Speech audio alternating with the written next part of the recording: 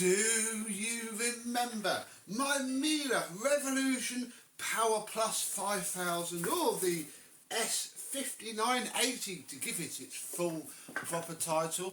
Well, she's done, folks. It came up reasonably well, and yeah, even both the heads got a little bit of work. So let's have a look at this machine, see how everything came up after a good clean, and then we'll turn it on and play with what I do think is probably the last high point in Miele's career, personally.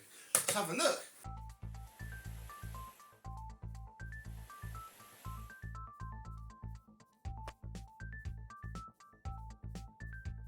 Yes, hello, my vacuum cleaner and Miele chums. How are you today? Yes, I personally achieved a little goal here with this machine, because almost by accident I have now had everything from the base model S5980. I've probably skipped a couple of middling ones, but we've had a few Revolution 5000 cat and dogs. Then I've had the TT5000, which is almost this machine, but with the normal hose with a wire.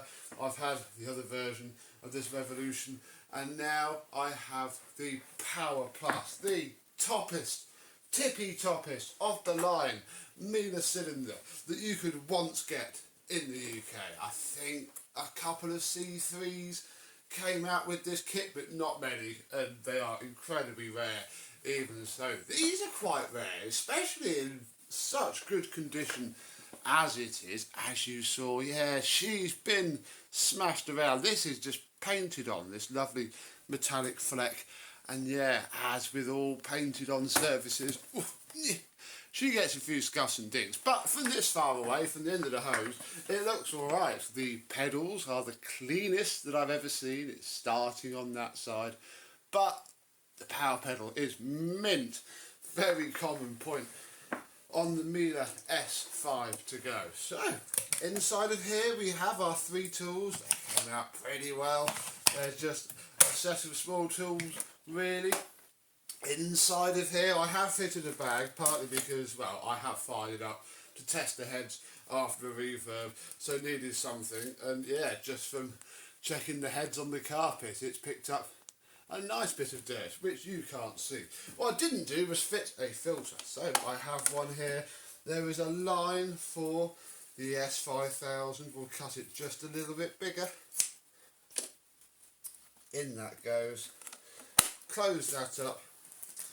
Inside of there is spotless now. There is no dirt in this machine at all up there was filthy, well, I say filthy dirty, we've seen worse, haven't we?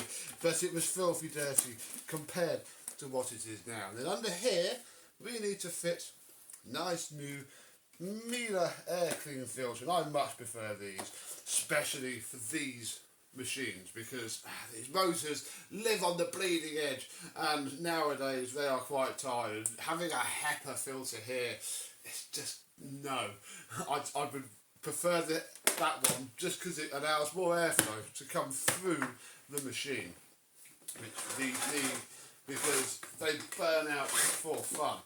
Let us now undo the cable and plug it in where we can turn it on.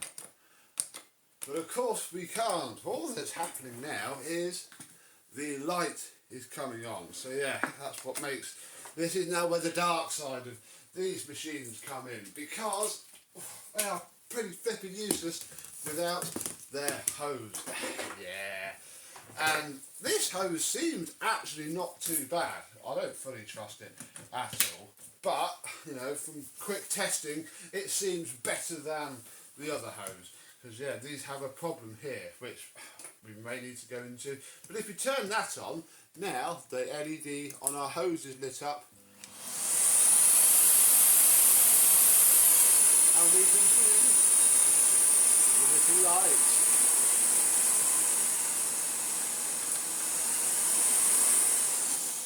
Very good indeed. The motor sounded fine anyway on the machine, so I'd say that's alright. And yeah, this is the now highly illegal 2200 watt version.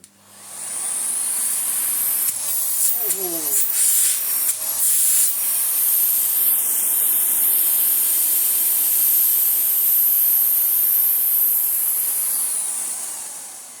poor electricity bill. Yeah, this was commonplace. Blimey, we dated a black one of these and thought nothing of it way back, you know, a decade and a half ago. How fun those days were.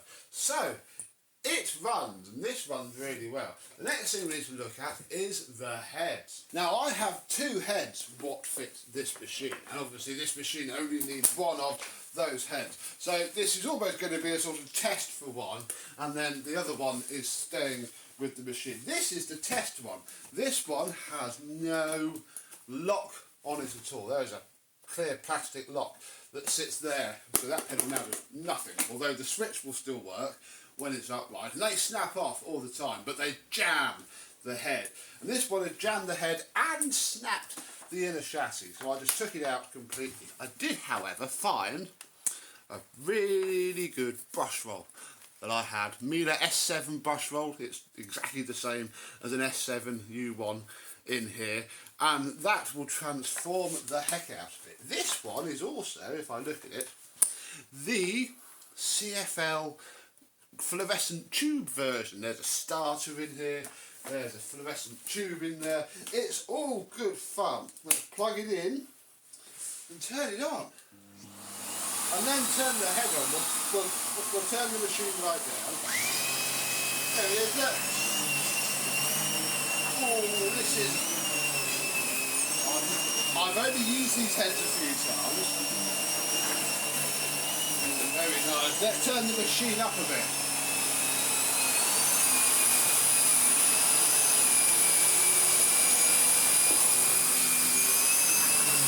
Oh yeah.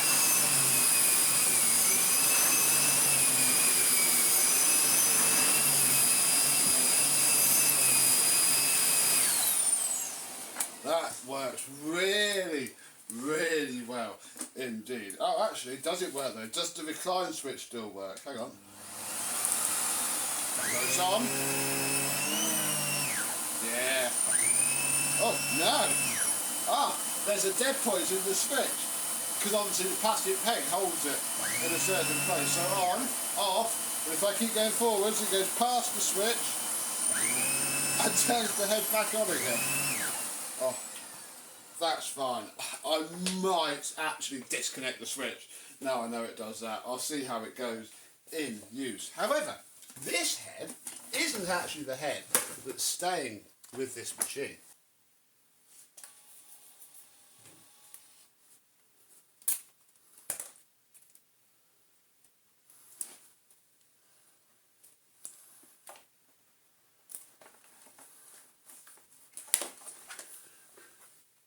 This one is now my spares, personal one, whatever. And I think I need to get back into the power head modding thing. And I've got all the stuff to do it. This will now be modified one day to be used on any 35mm or adapted vacuum cleaner. That's away. Lovely little thing, that little Nimbot label maker. So yeah, this is the older CFL style head that now works fine. I can pop that into storage knowing that it runs well. This is the head that came with this machine, and it's got modern LEDs. Look, LEDs, very good, and it's in actually better condition than that one there. The brush roll is just as long and stiff. And this one actually does, oh yes, I forgot to tell you on this one. In fact, we'll bring this one back, but we'll come on to it in a minute. This one has its recline lock.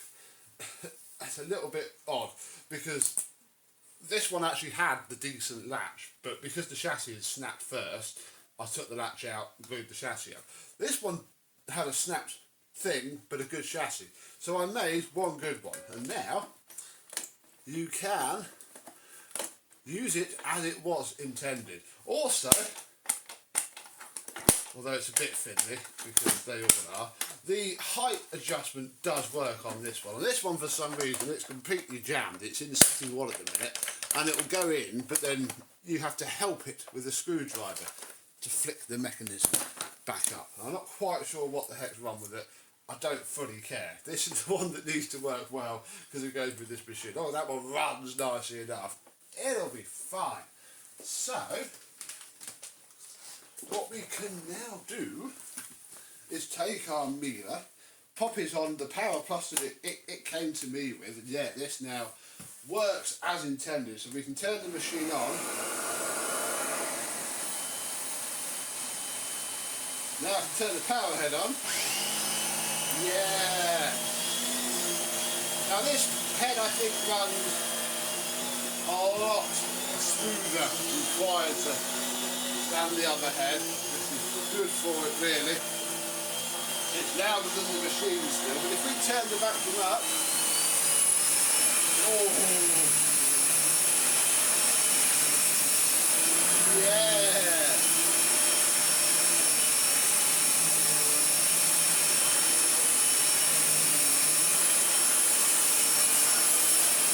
Very nice indeed.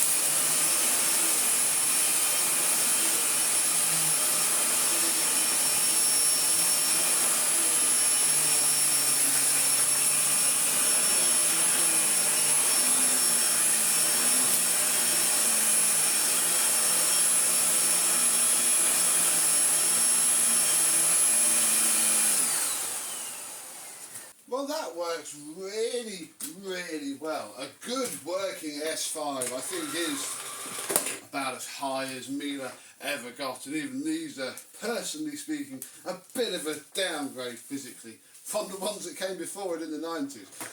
And when they work, these work so well. This one works so well at the minute and looks so shiny as well. And the hose seems okay as well. I'm going to unplug it from the wand so there's no strain being put on it, because yeah, it's the floating connections in there that go, and you can bend them back a bit better, but it doesn't last.